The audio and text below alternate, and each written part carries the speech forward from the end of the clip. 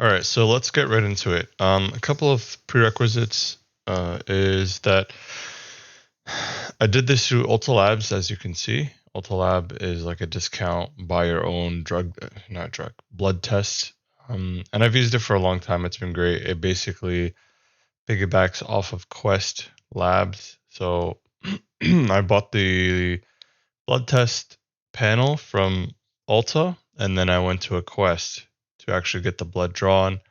And then within a week and a half or so, usually, sometimes actually next day, depending on the test, then I'll get the result. So here are the results. Right off the bat, I'm going to tell you that they're terrible. And in fact, not just terrible, but very concerning. But I kind of expected that going into this. So a couple of parameters. I was completely fasting.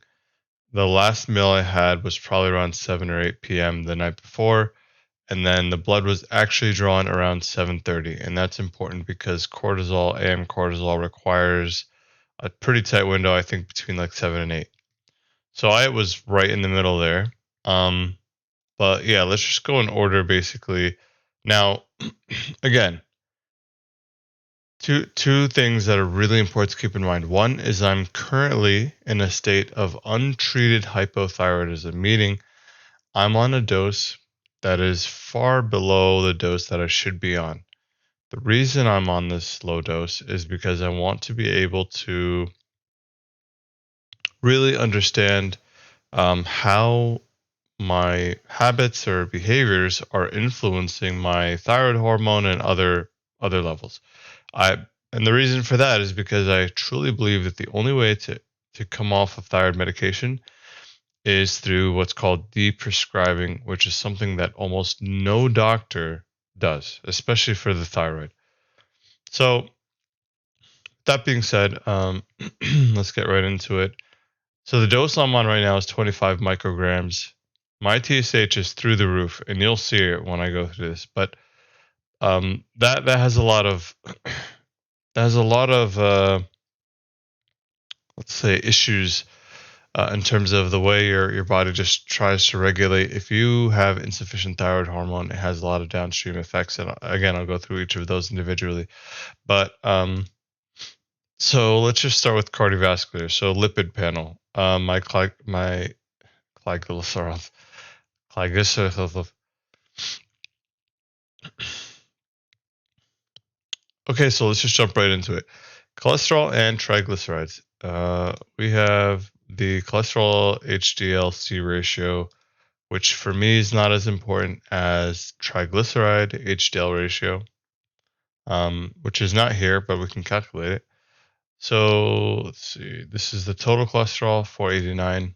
It's supposed to be under 200. I'm not as concerned with total cholesterol as long as my triglycerides are good and my HDL is good.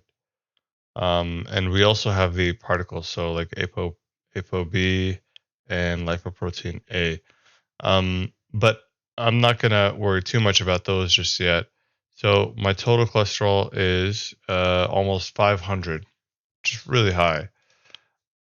I believe this is. I've had high cholesterol my whole life, even when my hypothyroidism was treated.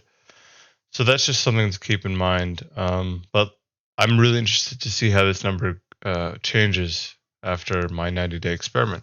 So I expect fully that this number will go down, and I expect my HDL cholesterol to go up. So my HDL cholesterol, this quote unquote good cholesterol, which I don't like that term because I think LDL and HDL have their purposes and can both be beneficial as long as they're not oxidized or glycated, which is kind of why we're here, right?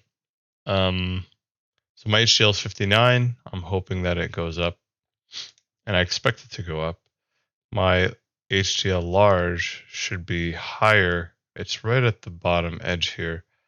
Um, Now getting into the more fancy LDL particle counts, ApoB is at 239, should be at or below 90 optimally.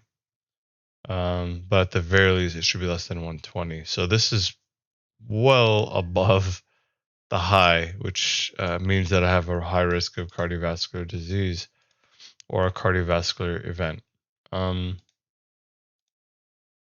Triglycerides, very important for me as well. 182.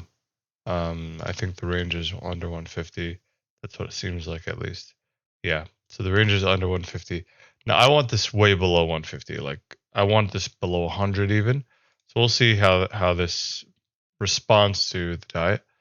And we have ApoB, which is at 239.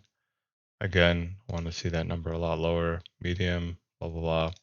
This is interesting. I didn't know about this, but there's something called LDL pattern. LDL pattern A is apparently the good pattern, optimal pattern.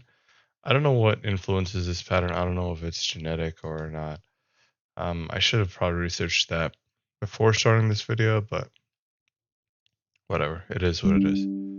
So moving on down, peak size is low. You want ideally larger LDL particles because according to the theories that are currently floating around, um, bigger particles means less oxidation and less glycation. So you have the small particles here are on the high side. Um, this is my actual LDL over 350. It stops. It seems like they stopped counting, which is kind of funny, but also very concerning because this could be as high as 500. Who knows? I don't know. I expect this to go down fully by a lot. Okay, so that's my lipid panel. Obviously, it's garbage. But I'm not concerned because I have seen these fluctuate wildly. I've had incidents where my HDL was really good and my LDL was really low. Not really low, but lower is probably the more accurate term. Triglycerides low, HDL high, having a good triglyceride HDL ratio, which we can calculate right now actually. So if I take this 183 and I divide it by 59, I get 3.1.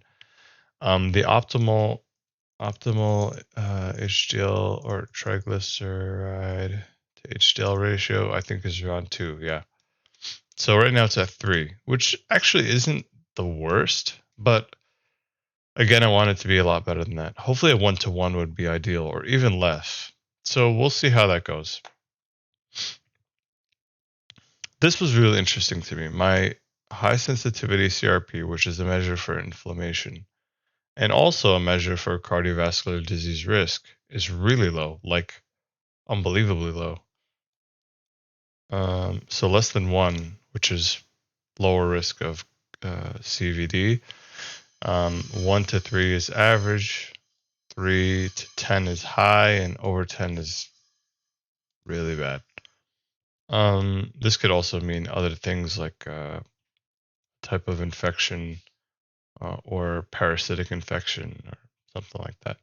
So 0.3, it's less than 0.3, meaning it's almost no C-reactive protein.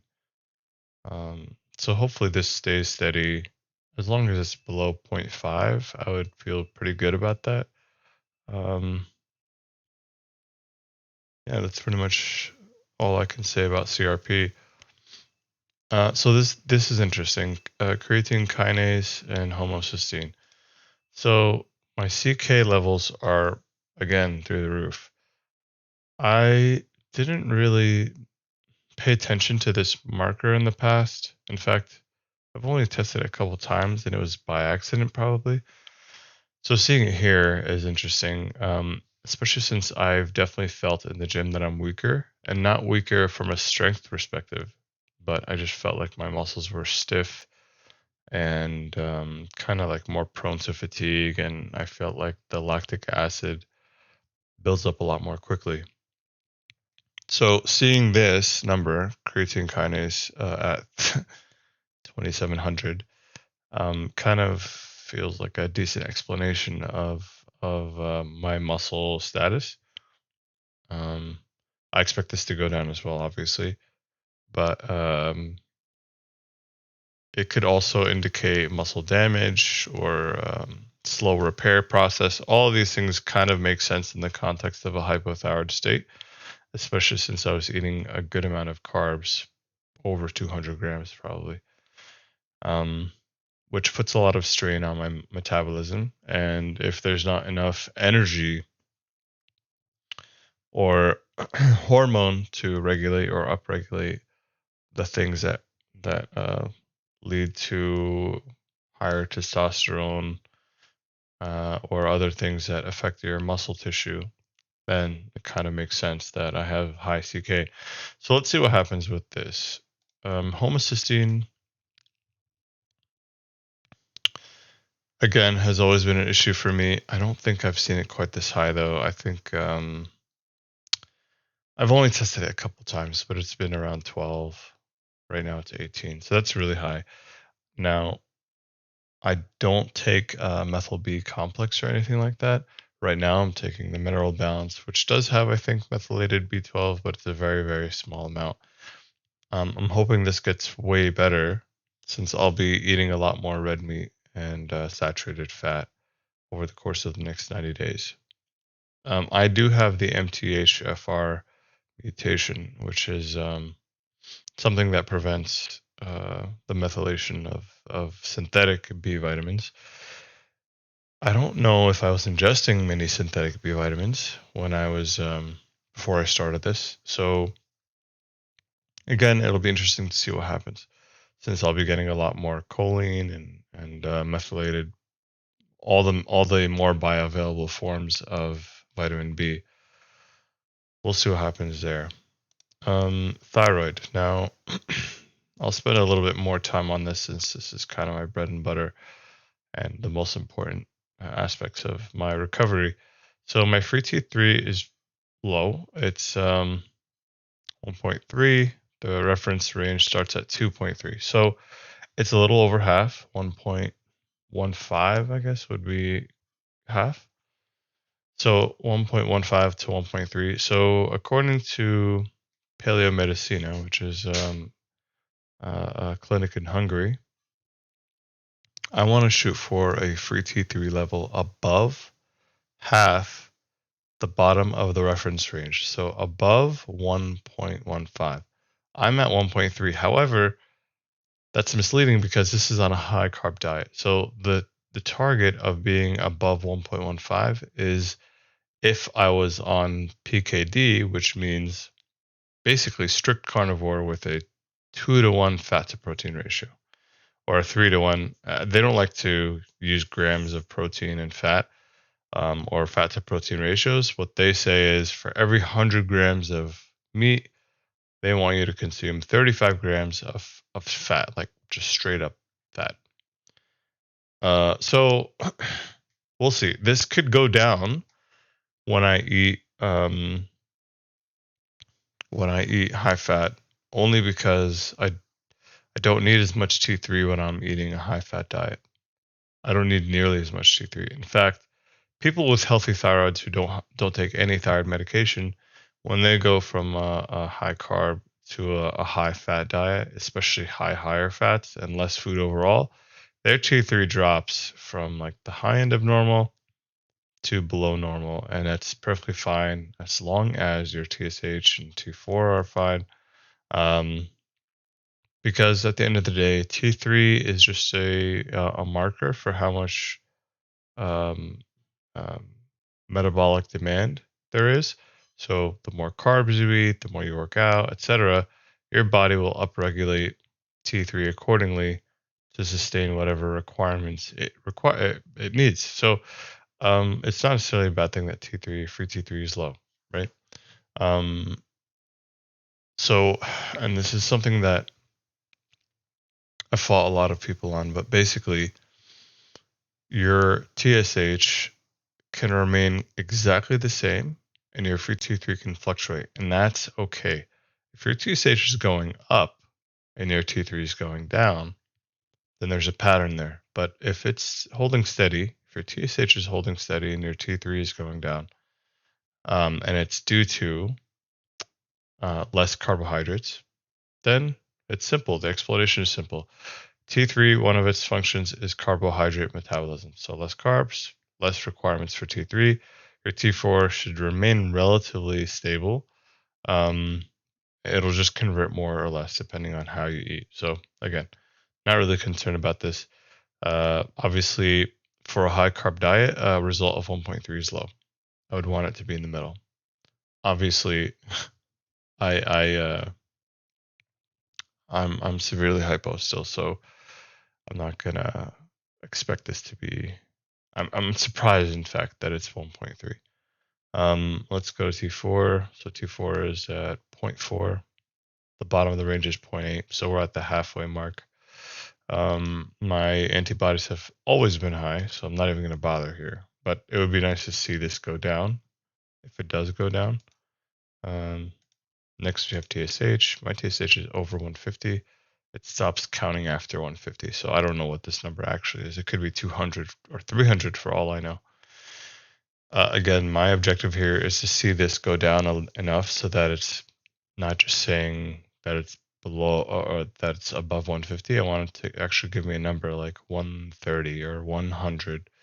That would be a win for me. Anything below 150 would be an absolute win.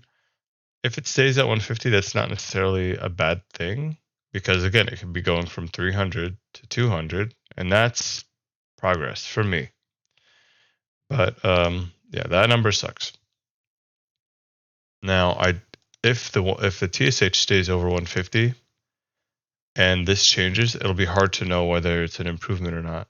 So that's why I'm going to rely on all the other blood tests and markers to kind of help guide me. But if the TSH goes below 150 and the free T3 goes down a little bit, that would mean that I am making progress, but that I still need to increase my thyroid medication, or I would have to wait more time for the healing process to naturally increase the production of thyroid hormone without increasing my thyroid medication. So depends on my goals and how quickly I want to get there. The easiest and less masochistic way to do this would be to just increase my thyroid medication, but that's not how I like to do things, unfortunately. So we'll see.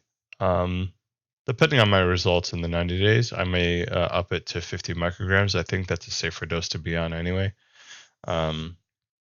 It would also let me work out a little harder without needing to worry too much about depleting my metabolic status and my ketones. So, diabetes and insulin resistance, surprisingly good, very surprisingly, because I was on a high carb diet. Now, granted, I wasn't on it for a long time. I was on it for about 2 months. I was generally staying away from seed oils, but when I was vacationing in Costa Rica for about 2 weeks, I ate out exclusively. I did eat a lot of grilled stuff. I stayed away from gluten for the most part, but I'm sure they use a ton of vegetable oil in their cooking, so I'm kind of surprised. Although maybe resistance takes a while to build up. Makes sense. So again, glucose is 74, so on the low end of normal, which is pretty good.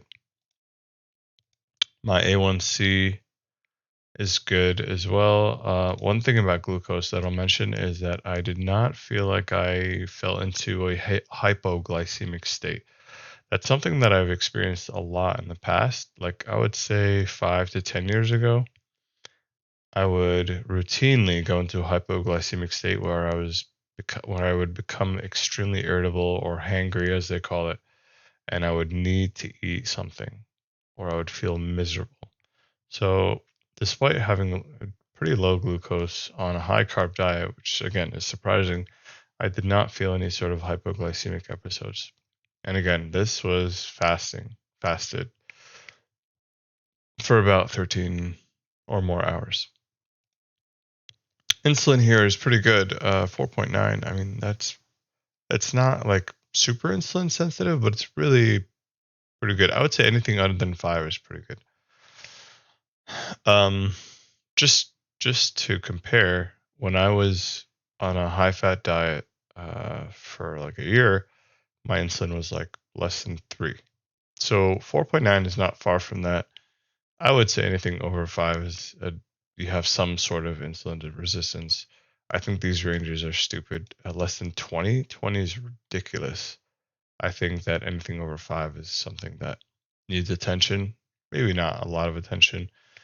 Once you get to 6, 7, 8, 9, I would be really concerned. But yeah, so 4.9 insulin, I expect that to go down. Glucose probably will go down.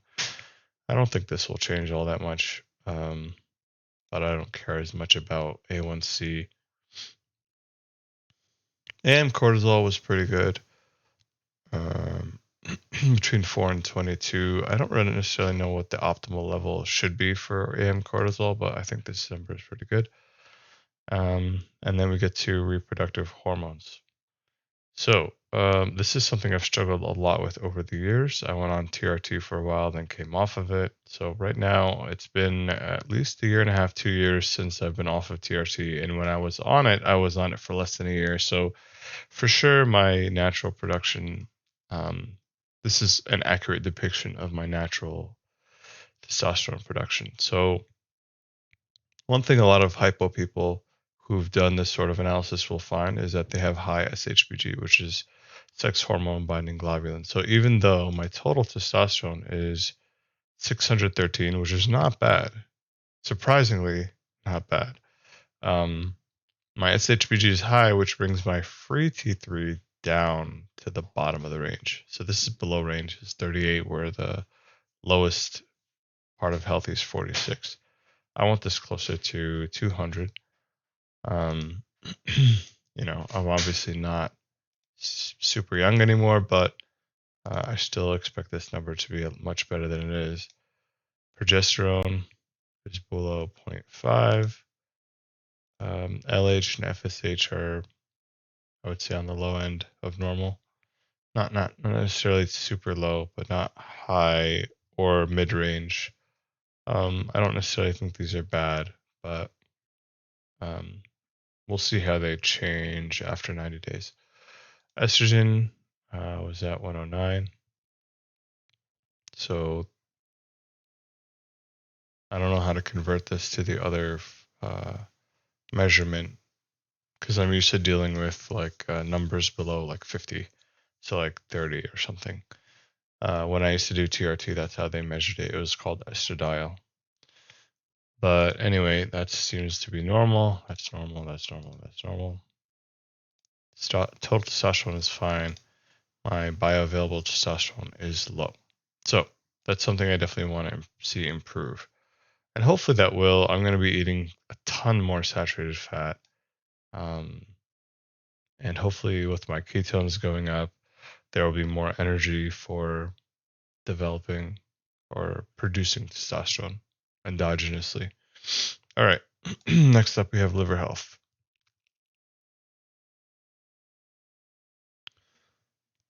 So it's interesting that they have this twice. 1224, 1224. It looks like they did the test twice. One is through the free testosterone requires albumin, and then maybe albumin is also tested separately, and they're off by 0.1, which is interesting. But anyway, that's fine. Albumin globulin ratios, albumin phosphatase is on the low end of normal. ALT, which is for my liver, looks like it's pretty decent. It's not necessarily on the high end, but it's not too low either. AST, again, for the liver, heart, and muscle cells, is on the high, or it's higher than normal. So hopefully that'll come back in range. And I don't know if this is necessarily related to my liver or just muscle cells in general. Like I said, I didn't necessarily work out right before this blood test, so I wanted to make sure that it didn't put excess demand on my body before I found out what my baselines were. So seeing this number makes me think that it's probably related to my muscles, not because of my workouts, but because having a low thyroid status, generally speaking, seems to affect the muscles, which makes sense. Everything else seems pretty fine. All right, kidney. Kidneys are pretty bad. My EGFR is 54.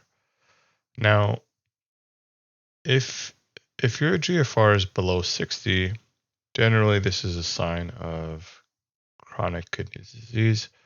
Now, I don't believe that I have chronic kidney disease because this has been all over the place and is really like highly correlated with my thyroid gland or thyroid status. So I've seen this go up and down. I've seen this less than 54 and above 54 as well.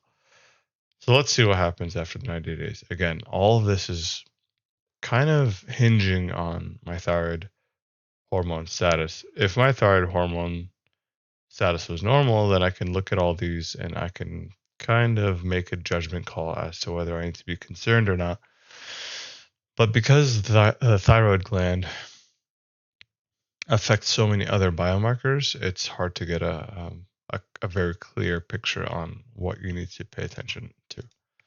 So, EAGFR is really low. If I was super healthy, this would be like 100 or more. Creatine was also on the high side. Um,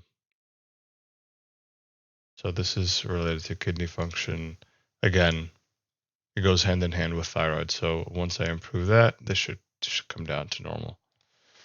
Electrolytes were all good. Potassium, sodium, chloride, carbon dioxide. Moving on to blood health. Ferritin was 199. This is one of those blood tests that just has a ridiculous range. The range here is from 38 to 380. That's just wild. But I think they say that the optimal for men is around 120. So I have a lot of storage iron. I don't necessarily know what that means, but I'm not too concerned about it right now. My platelets are fine. They're not like great, but I'm not complaining. They used to be actually really low. At one point in time, I was on a high dose of thyroid medication. I think it was like 100, over 100, maybe it was 150, and my platelet count was low. It was like below 140. And when I went to donate plasma, they actually told me that, or I think I went to donate, was it platelets or yeah, platelet rich plasma, whatever. They actually turned me away because my platelets were too low, which was pretty upsetting to hear. So this number is not bad for me at least, but I hope it does get better. Red blood cells, hematocrit is 37.4, so it's pretty low, and hemoglobin is low. So this is an indication that either I'm causing a lot of damage to red blood cells, which would make sense on a high carb diet because sugar, generally speaking, and carbs will always damage red blood cells when you consume them in excess, and excess is really not that hard to do. So it could be that, but I think more, probably what's more the case is that my reduced thyroid status or reduced thyroid hormones means that I'm producing less red blood cells in general. So this is good to know. Let's see how this changes over the course of 90 days. Everything else here seems fine. Oh yeah, I could have just skipped to this. Red blood cell count is low. Yeah, that's kind of what I predicted based on the hematocrit and the hemoglobin. White blood cells, surprisingly, everything looks fine. The eosinophils are high, like double the high end, but this has always been the case for me because I have had chronic allergies and autoimmune status for most of my life. So seeing this high is not necessarily alarming to me. In fact, it's normal. But again, if I can see how this goes down, that would be really interesting to me. Not much else here. Eosinophils as a percentage. I don't think this is. There's a reference range here. So the absolute measurement will have to do. But anyway, that's it for my white blood cells. Vitamins and vitamin D. So let's see. My folate is good. It's not. Yeah, my full is good. Surprisingly, above 5.4 is optimal or normal. It's 8.6. My B12 is 561. Now I know that's normal. It's actually mid-range, but I think that the US reference range for B12 is really inadequate. Like in Japan, for example, the B12 range is a lot higher. It starts a lot higher. B12 reference range in Japan. I may be wrong about this. Yeah, so their range is 500 to 1300. So if I was using their metrics, I would be just at the bottom of low.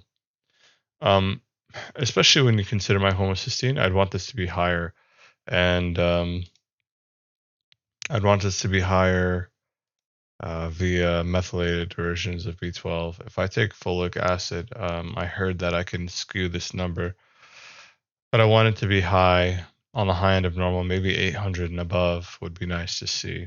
So let's see what happens with that in the next 90 days. Vitamin D is really low. This was actually really big shock to me because I believe a year ago I was at 60, which is really good. Um, and this goes to show you that vitamin D can go from optimal to low real quick. And there are two ways that that can happen. One is you're eating foods that deplete vitamin D, and I think that happens when you're on a high carb diet or more prone to happening. I won't say that it happens necessarily due to carbs, but on a high carb diet where you're not necessarily making sure to cut out the most inflammatory foods, I can see this happening. Now, I got a decent amount of sun. We are entering winter here, so if anything, this is going to get worse.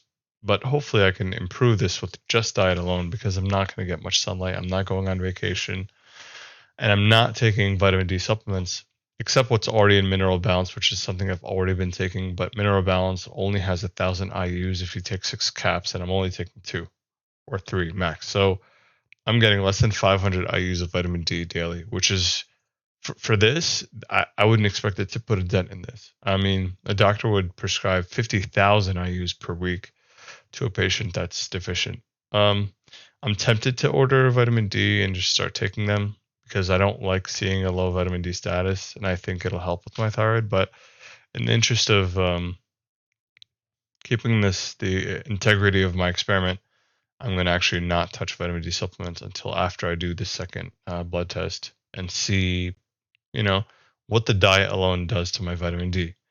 Now, they say that the best way to get vitamin D is the sun. I think that that's not true. I think that vitamin D status is heavily reliant on diet, and we're going to find out if that is the case. Minerals seem pretty good. Surprisingly, I thought my magnesium would be low given that I have some cramping occasionally. Selenium is pretty good. Zinc is pretty good, although it's on, is it on the lower end? That's fine. Omega 3 and 6. So my omega 3 is okay. My omega 6 is okay. This is the ratio. The ratio seems fine. Let's go through arachidonic acid, DHA, and EPA. So they're all fine. EPA, which is my omega 3, is on the low side. I didn't do anything special. I wasn't taking the omega 3 supplements. I wasn't taking omega 6 supplements. I was just eating normally. My diet consisted of, rice, beans, corn, tortillas. Excuse me. Corn tortillas. I did have some desserts. I had a decent amount of sugar, but for the most part, I was eating a lot of protein as well. A lot of fajitas with shrimp, meat, chicken. I was having salads occasionally. So yeah, I guess this is not bad considering where I was or what I was eating. But I definitely want to see how these results improve. And the last test is an ANA screen for lupus, and it was negative. So that's that for my blood tests. It's a lot, so thanks for bearing with me on that. Um, That's pretty much it.